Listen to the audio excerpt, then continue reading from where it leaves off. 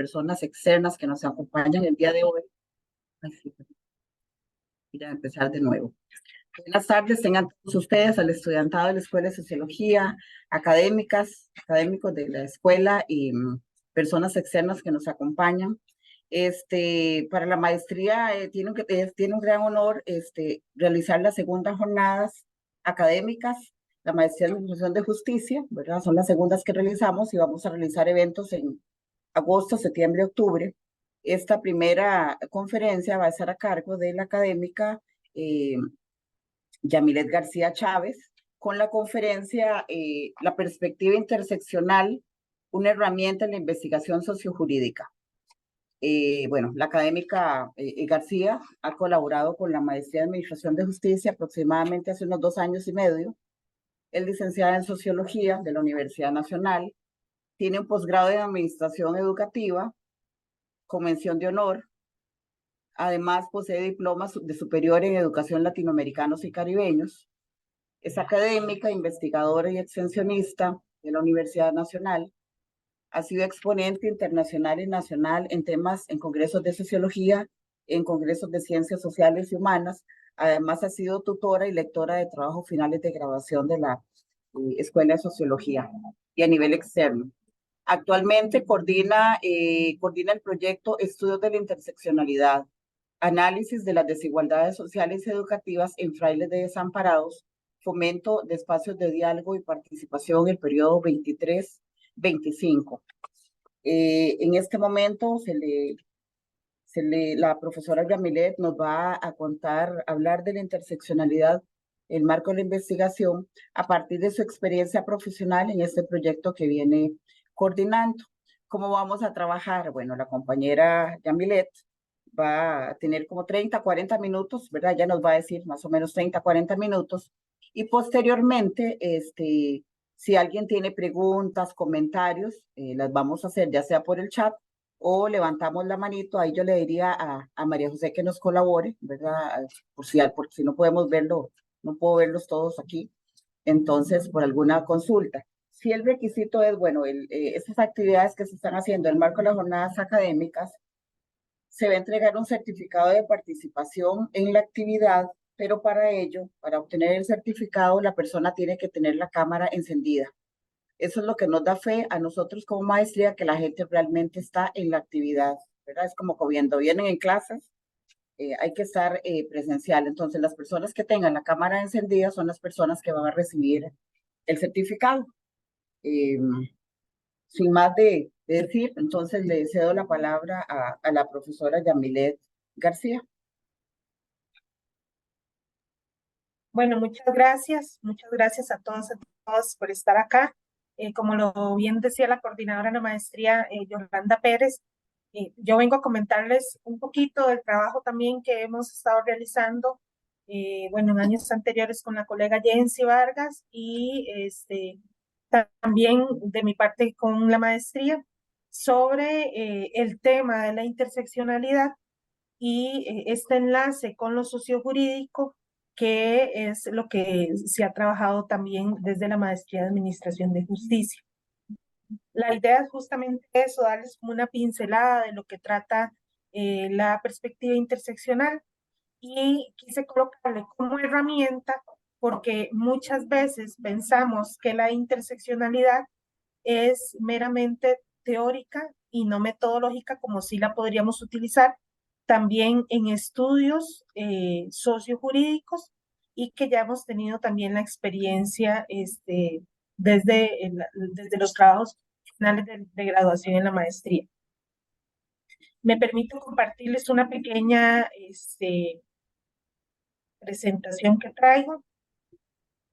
Bueno, justamente es esto, ¿verdad? La perspectiva interseccional como una herramienta de investigación sociojurídica, y no solo sociojurídica. Ahí van a ver también que es una herramienta en la investigación en muchos campos, ¿verdad? Justamente, bueno, este interés por la interseccionalidad nace por varios proyectos que hemos estado desarrollando desde esta perspectiva. Y entonces, ¿cómo o qué es la interseccionalidad, verdad? Este término nace o fue acuñado por la jurista Kimberly Crenshaw, en 1989, lo definió como la expresión de un sistema complejo de estructuras de opresión que son múltiples y simultáneas, con el fin de mostrar las diversas formas en que la raza y el género interactúan para dar forma a complejas discriminaciones de mujeres negras en Estados Unidos. Y efectivamente, este término nace justamente desde el derecho.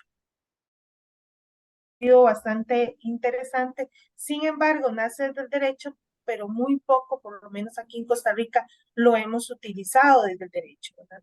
Más que todo se ha ido, toma gran auge en la investigación en ciencias sociales y otras ciencias como la psicología, la antropología y demás. ¿Qué es la interseccionalidad? Justamente es esta relación, ¿verdad? Más bien es la que estudia esta relación e interacción entre las desigualdades sociales. Y cuando decimos, ¿verdad?, que es la que estudia la relación e interacción, no es que está estudiando las desigualdades de forma separada. Esto es muy importante y yo creo que es una de los errores más grandes en los que muchas veces caemos cuando hablamos de interseccionalidad. Ah, sí, es la suma de suma, pero no, no es solo la suma, es por eso es esta relación e interacción, ¿no? Y se ha configurado, como les venía diciendo, en un campo de investigación en las últimas décadas para poner en evidencia la importancia de analizar algo que muchas veces dejamos de lado cuando analizamos o cuando hacemos investigación, y es la estructura de las dinámicas y las conexiones entre opresiones por diversas condiciones. Aquí son solo algunas que siempre se hablan cuando conversamos de interseccionalidad, que es la raza, el género, la clase, la edad, la orientación sexual, pero hay muchas otras condiciones que estructuralmente tenemos que analizar o deberíamos de analizar cuando estamos hablando de interseccionalidad y no lo hacemos, ¿verdad? Algunas estructuras de poder también que muchas veces las analizamos por separado, pero no en este conjunto, ¿verdad? Bueno, nosotros y nosotras las que somos sociólogas que estamos acá presentes u otras personas que hemos estado en investigación, muchas veces decimos, ah, bueno, si es que hay una desigualdad de territorio, ¿verdad? Son de territorios rurales, pero es que no solo esto influye en estas dinámicas, influyen muchas otras conexiones que además acrecientan estas desigualdades. Justamente, entonces, no es entenderlo como la combinación de identidades, ¿verdad? Como una suma nada más, sino como una que produce experiencias sustantivamente diferentes. Es decir, ejemplo, tenemos diversas identidades. Ser madre es una identidad, ser una mujer es una identidad, ser una mujer rural es una identidad, pero no es solo la suma de estos, como todo, como ser madre, ser una mujer de un territorio rural, cómo se entrelazan, se intersectan entre sí y potencian una serie de vulnerabilidades que tenemos las personas y especialmente las mujeres. Eso también es importante tenerlo en cuenta por acá. Entonces, es muy importante, y resalto esto, que no es esta suma, más bien es cómo estas experiencias se hacen diferentes en todas las personas. Y esto es importante, cuando hablamos de interseccionalidad, no podemos encajonar, cuando hacemos estudios interseccionales, no podemos encajonar a todas las personas, como diríamos, en un mismo saco, ¿verdad? No los podemos, ¿por qué? Porque justamente mis experiencias son diferentes a las experiencias de todas las otras personas. Es decir, mi experiencia, por ejemplo, como madre, mujer académica, no son las mismas que las otras madres, mujeres académicas. Todas esas experiencias son diferentes. En algunos momentos puede ser que en un caso se potencie alguna vulnerabilidad y en otro no, porque justamente son diferentes vivencias. Y eso es algo también a retomar acá en este análisis interseccional. Las vivencias de las personas son elementales cuando hacemos un estudio desde la interseccionalidad. La interseccionalidad la podemos ver como una perspectiva teórica y como una perspectiva metodológica. Es ahí la riqueza de esta perspectiva, ¿verdad?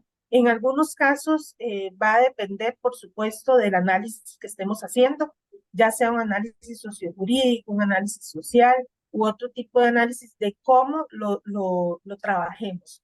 Gracias. Perdón, no sé por qué se me silenció. ¿Sí me escuchan? Sí, Sí, gracias. Como perspectiva teórica, permite justamente entender estas situaciones de opresión, de privilegio, de derechos humanos en todas partes. Y quiero hacer acá el énfasis en los derechos humanos, porque justamente cuando hablamos de derechos humanos, perfectamente entonces estamos haciendo referencia a estudios sociojurídicos que se hacen desde el ámbito de los derechos humanos, ¿verdad? Y también desde situaciones de opresión y privilegio. Ahora les voy a comentar algunos ejemplos que también hemos visto ahí en algunos trabajos finales de graduación. Nos ayuda entonces también a construir planteamientos en favor de una igualdad sustantiva a partir de esto que es lo más importante, de la vivencia, de las historias, de estudios de casos de colectividades, mediante la aplicación de sus lineamientos teóricos y sus amplios principios. Es decir, no es que vamos a hacer estudios interseccionales desde un escritorio. No tenemos que tener el contacto con las sujetas, con los sujetos con los que estamos trabajando, ¿verdad? Y eso yo creo que es un elemento también muy importante a tomar desde la teoría, que no es solo verlo desde lo que dicen los papeles. Tenemos que justamente aplicarlo a nivel metodológico, que es lo que continúa. Bueno, que permite identificar también patrones discriminatorios y para distinguirlas de aquellos fenómenos que son idiosincráticos con respecto al actor o a la comunidad. Esto es importante también. A nivel teórico debemos identificar estas prácticas discriminatorias, que no necesariamente son fenómenos construidos o instaurados en una comunidad. Hay muchos fenómenos y que ya nos ha tocado cuando hemos hecho alguna investigación en diferentes localidades, que para las personas de las comunidades es un fenómeno, podríamos decirle, natural, ¿verdad? No es que aquí todos son machistas, no es que aquí la mayoría son violentos, ¿verdad? O son personas violentas, pero cómo esta violencia se perpetúa en situaciones donde hay diferentes condiciones, ¿verdad? Si es igual a violencia en mujeres, si es igual a violencia en varones, si es igual a violencia en niños o niñas. Justamente identificando estas prácticas es que nosotros y nosotras podríamos entonces hacer este análisis de qué realmente tiene que ver con una discriminación o qué realmente tiene que ver con una idiosincrasia ya de una comunidad. Como perspectiva metodológica, acá es donde, bueno, por lo menos desde el proyecto también lo hemos trabajado bastante, nos permite analizar, estudiar, entender y responder a las maneras en que el género se cruza con otras identidades y cómo estos cruces contribuyen a experiencias únicas de opresión y privilegio. Por ejemplo, cómo no es lo mismo actualmente hablar de personas LGTQ+, ¿verdad? A ser una persona heterosexual. Tenemos que, o hace 10 años, ¿verdad? Tenían, y todavía aún se sigue en la lucha por las condiciones, por los derechos que estas personas poseen solo por su condición o por sí, por su condición sexual, ¿verdad? Y cómo todas estas experiencias van a contribuir a que yo tenga una condición de opresión o que tenga una condición de privilegio. Y por supuesto, entonces, al permitirme entender, estudiar todas estas maneras o estos cruces, podríamos llamarlo, de estas identidades, pues se nos hace indispensable para el trabajo en el campo, ¿verdad? El desarrollo, los derechos humanos, la sociología y las diferentes ciencias sociales. Pareciera importante mencionar lo que la interseccionalidad en Costa Rica lamentablemente se ha hablado, pero no se encuentran tantos trabajos desarrollados desde la interseccionalidad. Se ha trabajado mucho en países como España y desde diferentes ámbitos, ¿verdad? Platero, que por ahí tengo también una cita, Lucas Platero ha trabajado mucho desde la interseccionalidad, pero en Costa Rica pareciera ser que no sé si como que nos gusta como cerrar los ojos ante algunos temas, ¿verdad? Porque entonces es más fácil decir que no hay cruces de algunas condiciones, de algunas desigualdades, justamente para no decir o no dar algunas condiciones mejores, ¿verdad? A las personas que están viviendo estos cruces. Entonces, eso es importante. ¿Por qué? Porque a nivel metodológico, algunas veces pareciera que podríamos estar como en un limbo cuando hablamos de interseccionalidad, porque ha sido poco trabajado por lo menos en Costa Rica. Justamente les mencionaba a Lucas Platero, hace una aproximación, ¿verdad?, a lo que considera que son los pasos de un proceso metodológico interseccional. Por supuesto que a nivel metodológico, para hacer estudios de interseccionalidad, tenemos que ayudarnos de técnicas cualitativas específicamente, ¿verdad? Podrían ser algunas de las técnicas que hemos trabajado en el proyecto, es la técnica de la fotovoz, que es una técnica también muy rica que ayuda mucho a poder comprender y relacionar desde las vivencias de las personas cuáles son estas categorías que tienen y cómo se entrelazan entre sí. También hemos utilizado los talleres para poder también comprender, ¿verdad? Yo creo que una de las partes más importantes a nivel metodológico es el involucramiento de la persona, de los sujetos, de las sujetas con las que estamos trabajando en esta identificación de sus propias condiciones. Muchas veces hemos visto que no hay reconocimiento de las condiciones, ¿verdad? Y esto, cuando no hay reconocimiento de las condiciones, aún es más difícil comprender que justamente estamos en una condición de vulnerabilidad, especialmente cuando hablamos de mujeres. Hay mujeres que catalogan, podríamos decir, como, no me gusta la palabra normal, porque, ¿verdad?, por ahí dicen que no hay normalidad, pero podríamos decir como cotidiano, algunas expresiones de violencia, ya sea física, psicológica, verbal, que no son así, ¿verdad? Entonces, cuando no están o lo ven algo de la vida diaria. Entonces, cuando yo no reconozco estas situaciones o estas condiciones, no me van a permitir justamente identificar que estoy en un cruce de condiciones que además me están haciendo vulnerables, ¿verdad? Por ejemplo, bueno, hay muchas cuestiones, especialmente en zonas rurales, que es donde hemos trabajado, eh, las, las condiciones del estudio, cuáles posibilidades reales de estudio tenemos las mujeres, ¿verdad? En comparación, además de que si somos por ejemplo, de familias numerosas, si alguna persona o ninguna persona tenía la experiencia de salir de la casa, es muy difícil, ¿verdad?, poder salir para tener unas mejores condiciones de vida. Pero eso muchas veces se ve como normal.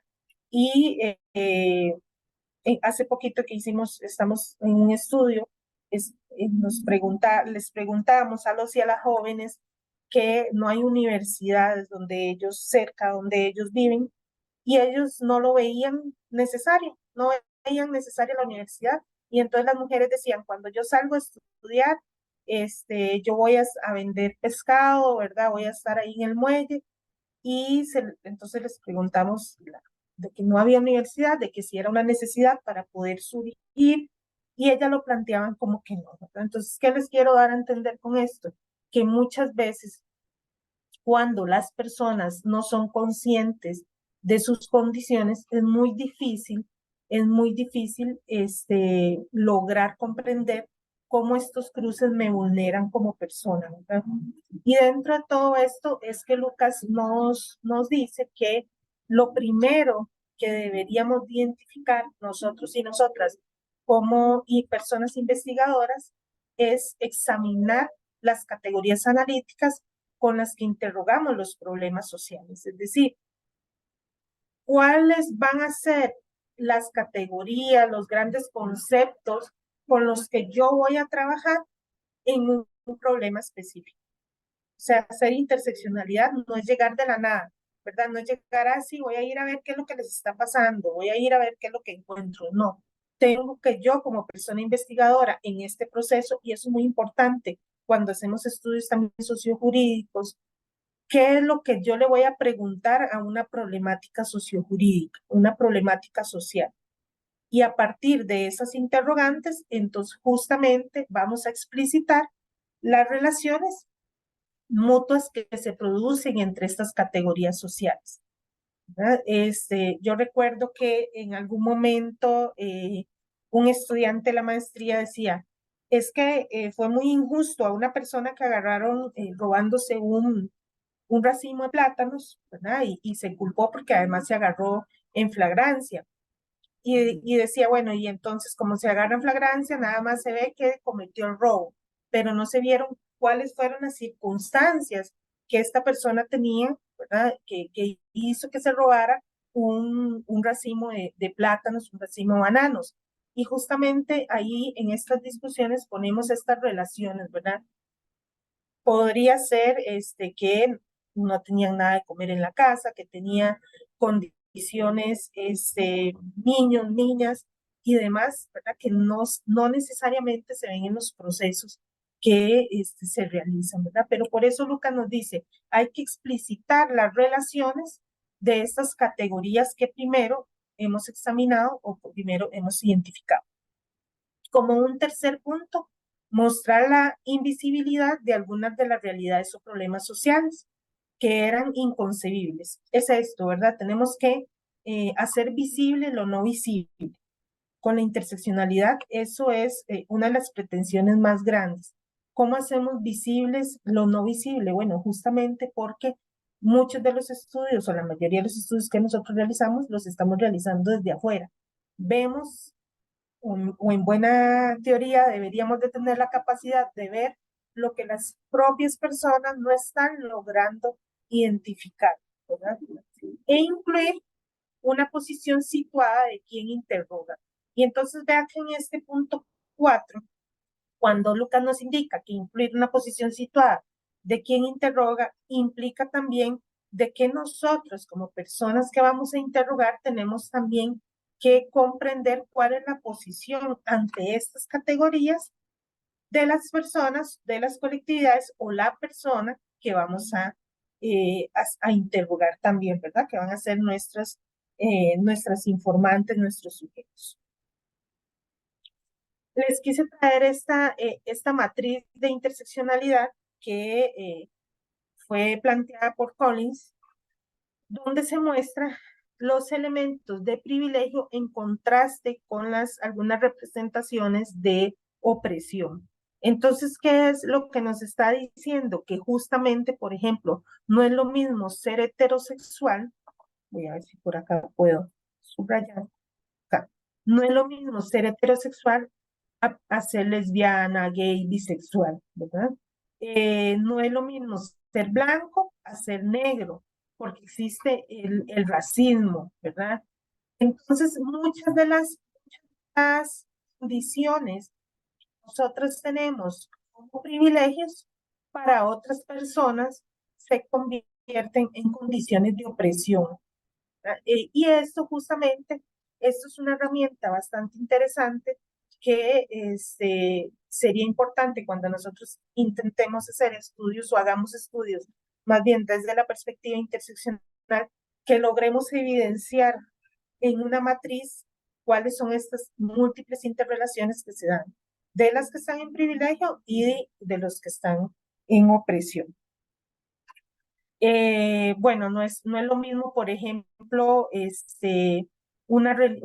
pertenecer a la mayoría de la religión a no pertenecer o a pertenecer a una minoría de la religión, ¿verdad? Actualmente tal vez no veamos grandes sistemas de opresión, pero si nos ponemos a pensar, si yo soy una persona lesbiana, gay, bisexual, además podríamos pensar que soy mujer, pero además podríamos pensar que pertenezco a una minoría de la religión o no tengo religión, ¿verdad? Y todo esto se entrecruza, por supuesto que voy a estar en una condición desfavorable en relación a otras personas que tienen condiciones más bien de privilegio. Y esto lo podemos ver nosotras, más que todo, y hablo de las mujeres, porque además yo lo he vivido, especialmente, por ejemplo, cuando vamos a solicitar algún trabajo. En algún momento, nunca se me olvida, fui a una entrevista y me dijeron, pero usted tiene hijos. Y dije, sí, yo tengo uno. No, entonces no, porque ¿cómo va a hacer con su hijo para trabajar? ¿Verdad? Entonces vean que en ese momento, pues, una decía, bueno, no sé, no sabe, o por lo menos no sabría todo esto, ¿verdad? De toda la discriminación y demás, pero se convierten en sistemas de discriminación porque además tenemos esta condición, ¿verdad? Que no debería condicionarnos un trabajo, pero sí se da. Y así como me pasó a mí, le ha pasado a miles de personas y en muchas, muchas condiciones, ¿verdad? Eh, ok, ahora sí, esta es como la parte teórica, metodológica de la interseccionalidad, pero ahora como herramienta de investigación sociojurídica. Justamente el utilizar la interseccionalidad nos va a implicar valorar el enfoque de abajo hacia arriba, ¿verdad? Es decir, vamos a analizar las condiciones que tienen las personas de abajo, desde abajo, pues, qué es lo que yo como persona estoy viviendo, hacia arriba, ¿verdad? Que tiene que ver también con la condición de privilegio. En la investigación, el análisis y la planeación. Y aquí es muy importante, porque no es solo considerar el enfoque de abajo hacia arriba, sino que en investigación o en análisis, sino que es que desde que empezamos a planear una investigación con un enfoque interseccional, tenemos que estar pensando en estas categorías que vamos a analizar desde abajo hacia arriba con las personas, ¿verdad? Y solo podemos utilizar o valorar este enfoque si tomamos en cuenta las vivencias de las personas en todas las expresiones de las identidades. Ya no sé quién le ha pasado, pero dicen, bueno, es que usted con su hijo se transforma o con su familia se transforma. Pues es una identidad que tenemos, es una identidad como madres, como hermanas, como hijas, ¿verdad? Que tenemos, que no va a ser la misma identidad como somos como profesionales, como esposas, como mujeres, como trabajadoras, ¿verdad? En este caso como docentes. Entonces, eso es muy importante, ¿verdad? Y yo creo que a mí me encanta cuando hacemos presentaciones en algunos espacios y las mujeres dicen, bueno, yo soy mujer, ¿verdad? Porque entonces yo digo, bueno, ahí hay una apropiación, además hay una identidad mujer que también tenemos que tomar en cuenta cuando hacemos algún tipo de estudio. En el caso meramente lo sociojurídico posibilita las intervenciones más eficaces, por ejemplo, en casos donde las mujeres son víctimas de violencia, ¿verdad? De hecho, que acá en la maestría hemos tenido estudiantes que han hecho trabajos sobre la inclusión de la perspectiva de género en las sentencias. Ahí perfectamente podríamos utilizar la perspectiva interseccional, ¿verdad? Además, por ejemplo, el análisis que hacen, cómo determinan los y las funcionarios judiciales las distintas etapas del proceso penal, civil y familiar, ¿verdad? Muchas veces cuando hablamos de procesos familiares no tomamos en cuenta diferentes condiciones que tienen los y las niñas, ¿verdad? Y nos vamos meramente a la aplicación de una ley. Y por supuesto que tenemos que considerar los factores determinantes como la edad de las víctimas, su condición de discapacidad, su identidad étnica, cultural, entre otros. Justamente en las pasadas defensas de los trabajos finales de graduación de la maestría, algunas de estos factores decían los y las estudiantes, profesores, que no se están tomando en cuenta cómo influyen todos estos factores. Y bueno, pues ahí yo les decía, ahí es justamente el trabajo que ustedes tienen que hacer desde este enfoque sociojurídico, ¿verdad? Darle este enfoque social cuando dictan sentencias, cuando hacen análisis, cuando hacen todo el proceso de apelaciones y demás. ¿Cómo se le incluye este proceso social a lo jurídico? Y yo creo que es uno de los elementos más significativos que ha tenido, o que por lo menos hemos tenido acá en la maestría, cuando sacamos estos trabajos finales, con algunas de estas condiciones, ¿verdad? Con algunas de estas condiciones que se evidencian que no se tomaban en cuenta. Por ejemplo, las empleadas domésticas que se encuentran en situación de vulnerabilidad, ¿verdad? Por diferentes intersecciones, que son mujeres, la mayoría, que además tienen una condición económica no muy favorable, y, por ejemplo, extranjeras. ¿Qué pasa? Que algunas veces se cometen delitos sexuales y no se ve toda esta intersección de ser mujer, de ser ciudadana extranjera, de tener una condición de poder diferente, ¿verdad? Y tendríamos que nosotros acá también, o cómo interferiría la interseccionalidad, pues retomando algunas de las políticas que tampoco, no, muchas veces estas políticas son hechas desde el patriarcado, además, ¿verdad? Y que no se toman en cuenta todas estas condiciones. Sin embargo, yo creo que vamos avanzando con algunas de vamos a ver, de las leyes o de los acuerdos internacionales, ¿verdad? La Convención Belén do Pará y demás. Vamos avanzando en algunos temas que incluyen, no directamente la palabra interseccionalidad, pero sí incluyen el análisis de todas estas condiciones en un conjunto. Y algunas reflexiones finales, como me gustaría más también escucharles, como herramienta de esta interseccionalidad, que es en el análisis del trabajo de la abogacía y la elaboración de políticas, ¿verdad? Aborda múltiples discriminaciones y nos ayuda a entender, comprender la manera en que conjuntos diferentes de identidades influyen en el acceso que se pueda tener a derechos y oportunidades. Y esto es algo que es muy importante cuando hacemos además estudios sociojurídicos. No todas las personas, y es una realidad, no todas las personas tienen la misma condición de acceso a la ley en Costa Rica, ¿verdad? Lamentablemente esto muchas veces se evidencia. Y yo creo que todas y todos hemos escuchado decir en algún momento así, porque tenía plata, pudo pagar tal cosa, pudo pagar un abogado y logró salir, o logró meter alguna demanda específica, ¿verdad? No todas las personas tenemos las mismas condiciones y las mismas oportunidades, aunque sí el mismo derecho. Eso es importante. Sirve para vincular entonces bases de discriminación con el entorno social, económico, político y legal. Que yo creo que esto también es uno de los elementos que más rescato. ¿Cómo vinculamos todas estas discriminaciones, todas estas condiciones con nuestro entorno, ¿verdad? Y cómo se vivencian esta estructura de opresión y de privilegio, cuál es nuestro entorno real, si realmente estamos viviendo en opresión, o más bien podemos tener algunos elementos de privilegio y más bien estamos creando opresión. Y se debe velar por el respeto de las diversas identidades, especialmente las mujeres, que permitan una evidencia de voz en espacios públicos y privados.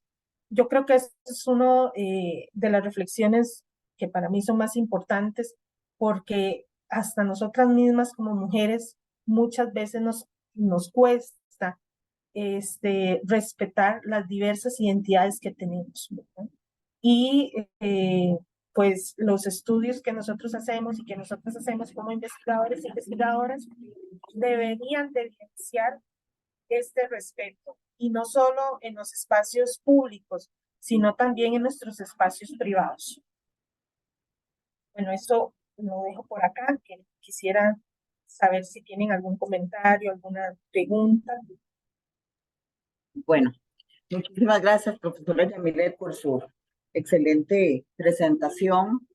Yo creo que aquí con este tipo de conferencias o temáticas de discusión, digamos, con estudiantes de la Escuela de Sociología, es como ir tirando línea, diría yo, para los posibles temas que quieran investigar ustedes, ¿verdad? A nivel de tesis, a nivel de cursos, que es bueno que vayan identificando temáticas desde los primeros niveles para que cuando segundo nivel lo van trabajando, tercero, y cuando ya llegan a la etapa de la tesis, ya ha avanzado un tema, ¿verdad? Temas novedosos como la interseccionalidad se puede trabajar en cualquier área, desde la parte ambiental, la parte, bueno, sociojurídica que nos explicaba la profesora Yamilet. ¿Por qué? Porque es una herramienta metodológica. Desde la parte de la niñez, desde la parte de género, desde la población LGTB, hay diversas temáticas, digamos, la sociología es tan amplia que nos permite incorporarnos, incursionar en diversas áreas que ni ustedes dimensionan, digamos, yo lo pongo desde mi perspectiva, es que yo trabajo el tema de la vialidad rural, cómo puede darse la interseccionalidad ahí, ¿verdad? Pero un poco para que ustedes vayan también generando conciencia cómo pueden ir trabajando y también que como herramienta metodológica tienen que tener claridad de esas categorías analíticas que les permitan construir desde abajo hacia arriba, ¿verdad? Si yo no tengo claridad de las categorías que quiero analizar en una investigación, bueno, y el objeto de estudio, no vamos a ningún lado, ¿verdad? Pero cuando trabajamos de interseccionalidad no tengo que tener 15 categorías, puedo delimitarlas 2, 3, 4, las que consideren ustedes y que respondan al objeto de estudio. Ahora vamos a la parte esta de consultas, de preguntas con respecto a la exposición de la profesora Yamilet. Si gustan pueden alzar la mano, yo aquí tengo, ¿verdad? Si abren el micrófono y alzan la manito ahí para alguna pregunta. No hablen todos a la vez, ¿verdad? Porque nos pueden confundir uno. Eso pasa en las aulas, ¿verdad, Yamilet? Yo creo, Entonces, perdón, sí, perdón, yo sí quisiera que, yo creo de que su las grupo, ¿verdad? diferentes perspectivas, ¿verdad? Que muchas veces, ajá, ¿me escuchan? Sí, Sí, sí, estoy pegada. No, es que veo la cámara pegada. Yo creo que, por ejemplo, las diferentes perspectivas teóricas y metodológicas, en este caso, no es exclusiva, ¿verdad?, de una ciencia social, no es exclusiva de sí. sociología, no es exclusiva de un ámbito. Lo que va a depender, no sé si se me fue el internet. Aquí le ¿Me escuchamos. escuchan? Ahí la Sí. estamos Sí, escuchando, sí. sí, le escuchamos. Veo todo como en negro, ok. Lo que va a depender, más bien son más bien las preguntas que nosotros y nosotras le hacemos a la realidad y a estos problemas sociales que estamos abarcando, ¿verdad? De acuerdo a estas preguntas es que podemos decir, sí, voy a trabajar con una perspectiva u otra. Pero bueno, ahora sí me gustaría escucharles comentarios, alguna duda que ojalá les pueda responder, y si no, lo vamos viendo. ¿Algún aporte, alguna inquietud? No, como les digo, no hablen todos a la vez, ¿verdad? Bueno, Yamilet los conoce, creo, a la mayoría porque son alumnos de la profesora Yamilet. Yo creo Pero que cedemos la palabra. Daniela Alvarado había levantado la mano, pero no sé Jocelyn, si. Sí, Jocelyn profe. Sánchez, que alzó la manito. Ajá. Jocelyn, tiene la cámara Hola, apagada, Jocelyn. ¿me escuchan bien? Sí, Jocelyn y luego Daniela. Ok, bueno, no, agradecer primero que todo por la exposición, me pareció muy interesante, y también comentarles que, bueno, yo estoy en cuarto año, estoy haciendo el proceso de práctica justamente con la profe Yami, y yo estoy bueno, voy a estar en el Ministerio de Ciencia y Tecnología. Y un día de estos hablaba con mi supervisora respecto al tema de justamente la poca oportunidad que tenemos todavía muchas mujeres al momento de acceder, por ejemplo, a carreras como ingenierías que se dediquen, no sé, a la informática, por ejemplo, que todavía existe una brecha importante en cuanto al acceso que se tiene a esas carreras. Y es algo que, si bien se ha ido trabajando, todavía hace falta enfocarse en eso un poco más para lograr, pues, al menos un poco de igualdad. Entonces, me llamó la atención porque lo relacioné con el comentario este de cuando la profe mencionó lo de que había mujeres que no veían necesario, por ejemplo, acceder a la universidad. ¿Qué tan normalizado nos tienen ese pensamiento de no, es que ustedes tienen que dedicarse a esto o a lo otro según la sociedad? Exacto. Yami, no sé si usted quiere ir haciendo la oportunidad de cada intervención o al final, ¿qué prefiere? Sí, voy a responderle a Jocelyn. Ok. Sí, Jocelyn. Bueno, responderle, no, más bien a replicar el comentario, Jocelyn. A mí me parece, ¿verdad? Que, bueno, todas estas brechas perfectamente podríamos quizás abordarlas más estas brechas en tecnologías, en comunicaciones o en el STEM de las mujeres, ¿verdad? Sería súper importante, o sería más bien la interseccionalidad, sería una herramienta bastante poderosa para analizar este tipo de casos. Y efectivamente hay momentos en los que a las mujeres todavía aún en lugares especialmente o básicamente rurales, ¿verdad? No se les ve como una necesidad el de tener estudios, porque todavía en este sistema muchas de las mujeres son criadas para ser madres o para ser esposas, más que todo, ¿verdad? Eh, y yo creo que es una realidad que tenemos acá en Costa Rica también, ¿verdad? En comunidades rurales, bueno, yo soy de Puriscal y todavía increíblemente se ve eso, ¿verdad? No, ¿usted para qué estudia o para qué va a la universidad? Nada más búsquese a alguien para casarse y que la mantenga y demás. No se nos ve como una necesidad y aún tenemos que luchar mucho para y para poder obtener algunos de los privilegios que sí se tiene al ser una persona, o al ser un varón, al ser un hombre. Triste. Pues es que Em, se me quedó pegado en algunas partes, pero mi duda más o menos era cuando usted explicó las herramientas investigativas que usted usó y dijo que usó la técnica de fotovoz. Y yo quería ver si usted podía explicar un poco más amplio como exactamente qué fue lo que hizo a través de esa técnica y qué logró a través de esa técnica. Claro que sí, Cristel. Bueno, como les venía mencionando desde un inicio, ¿verdad? Y también lo mencionó la coordinadora doña Yolanda, esto ha sido un trabajo que hemos venido realizando, la compañera Jens y yo, y justamente para trabajar la interseccionalidad lo hemos trabajado desde la fotovoz.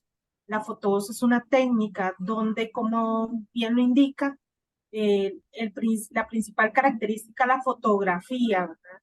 Por lo menos nosotras lo hemos trabajado con personas jóvenes donde les solicitamos que lleven una fotografía, porque lo que nos interesa son, en este caso, las desigualdades territoriales, una fotografía, bueno, y educativas.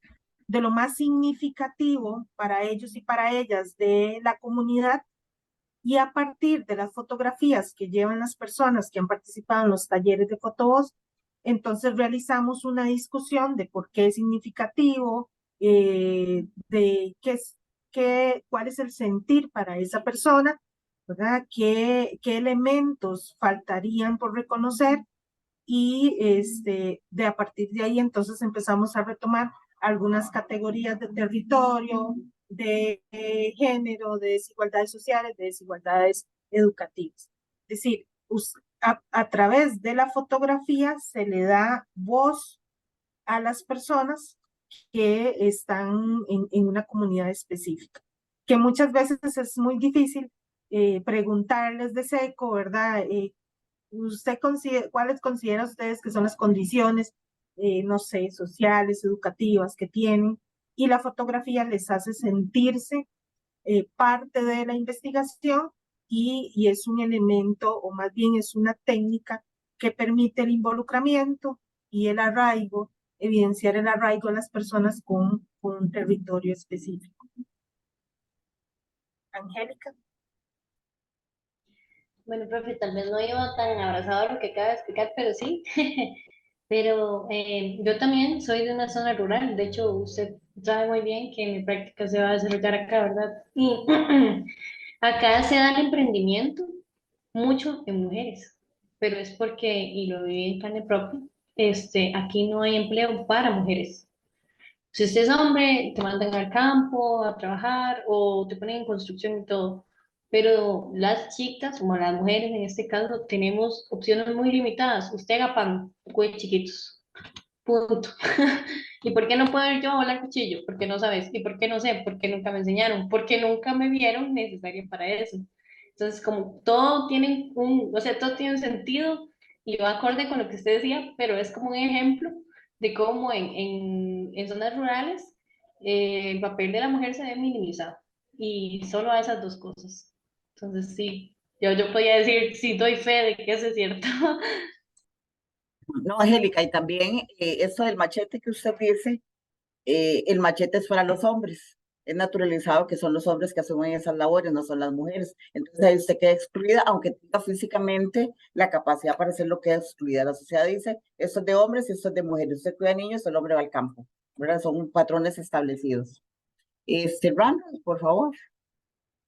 Ok, hola, bueno, primero que todo, muchísimas gracias. Está muy, muy interesante toda la charla, el conversatorio. Mi consulta era entonces, mediante la interseccionalidad, lo que podemos hacer un poco es ver las cosas que están implícitas. Me explico. Como lo decía en el ejemplo de que alguien roba, lo que vemos es que alguien roba, pero no sabemos las condiciones, las características detrás de esa persona. Entonces, mediante esta técnica, digamos que podríamos llegar a otras conclusiones, tipo, ok, esta persona tiene este trabajo y no sé, es pobre. ¿Pero por qué? Porque tal vez es de cierto tono de piel, porque es hombre o mujer.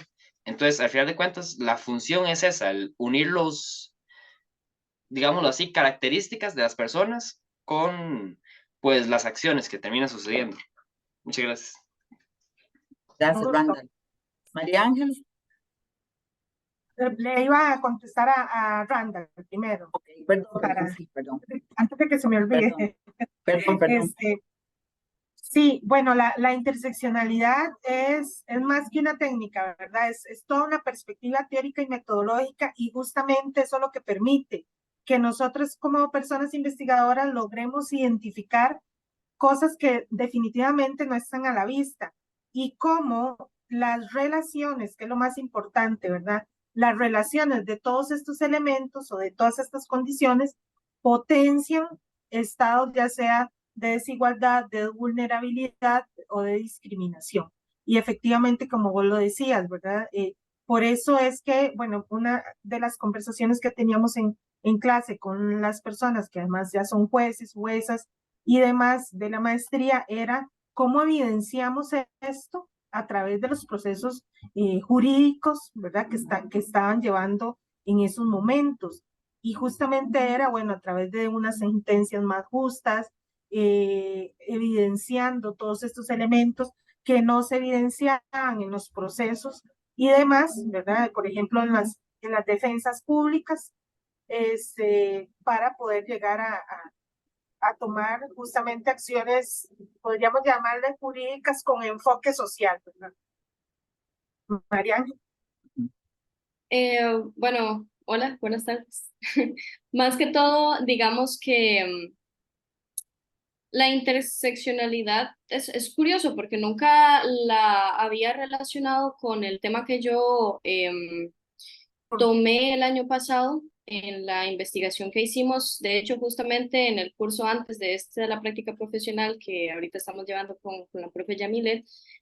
Más que todo, digamos, yo lo que vi dentro de esa investigación era con respecto a la discriminación que puede estar presente en los niños que tienen alguna discapacidad, qué sé yo, motriz o discapacidad con respecto a tal vez no discapacidad, sino también como algo distinto, una manera distinta de poder aprender, ¿verdad? Que no tiene nada que ver con el entorno homogenizador de la práctica tradicionalista de lo que es, digamos, el aprendizaje, ¿verdad? Y sobre todo en niños que están en primaria, ¿verdad? Niños y niñas que están en primaria. Entonces, ver esto, ¿verdad? Porque a mí justamente me pasó cuando yo era pequeña, a mí me costaba mucho memorizar las cosas, ¿verdad?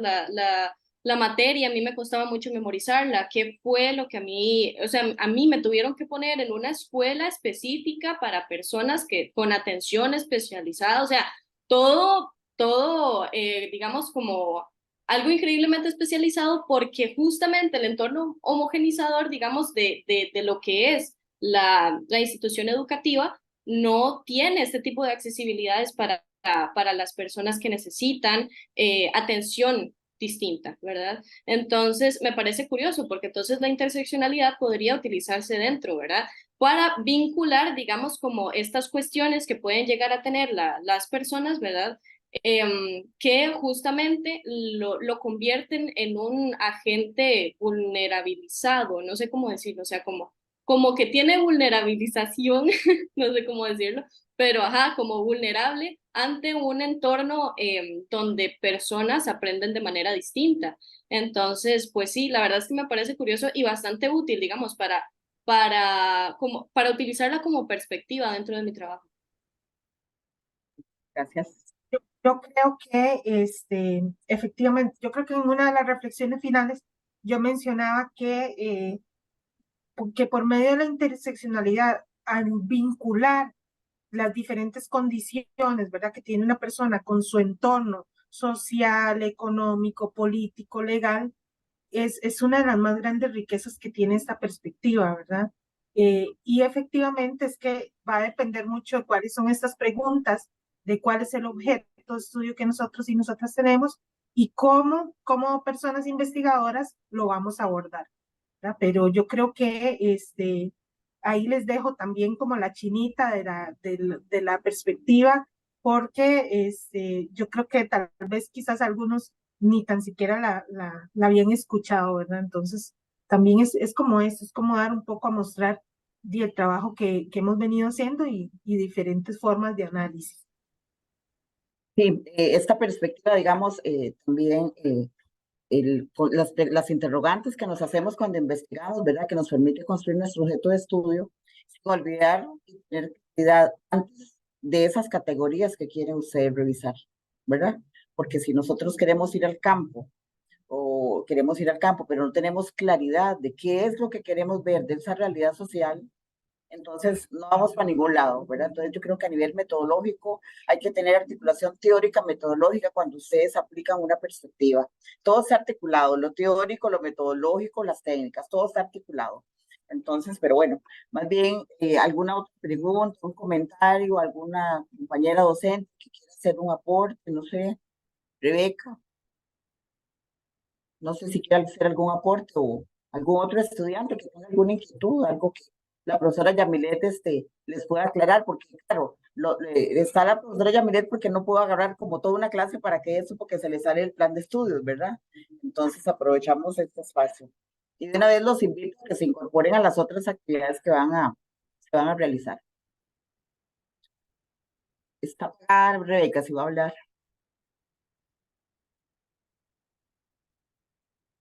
Sí, no veo, se me perdió Rebeca.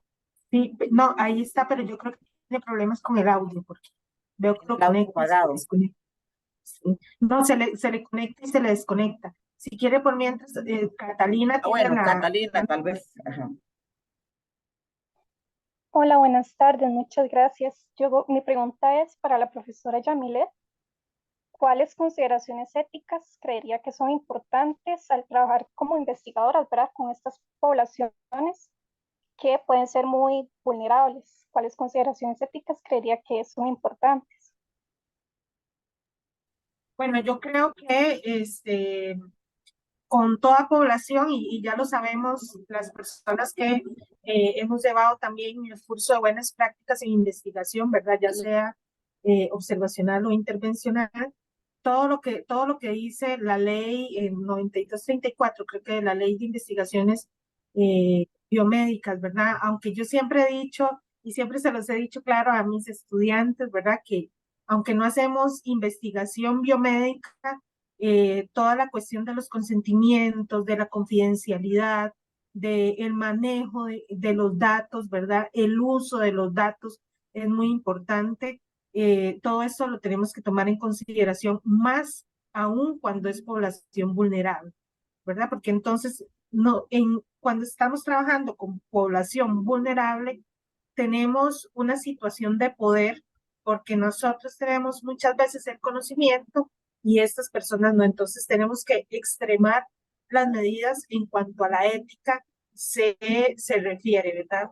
No podemos hacerles firmar o no podemos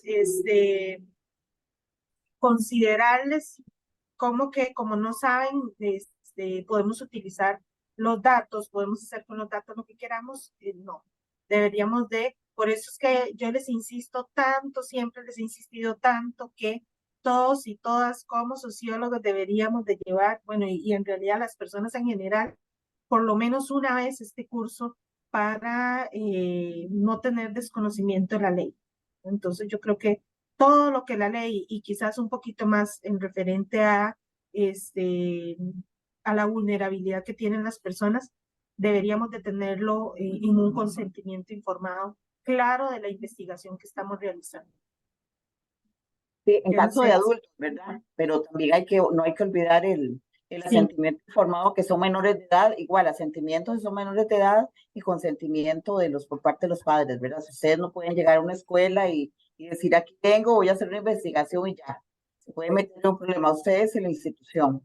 Entonces siempre se requiere un documento firmado para hacer la investigación, ¿verdad?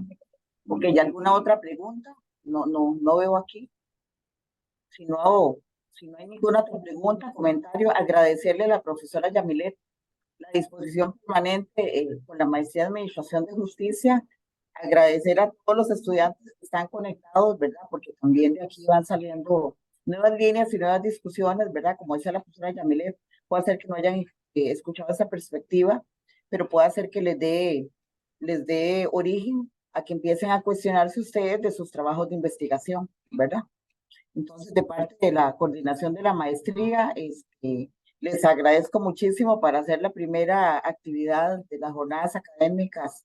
Fue bastante concurrido, ¿verdad? Muchísimas gracias, de verdad. Y el certificado se les hará llegar de manera digital.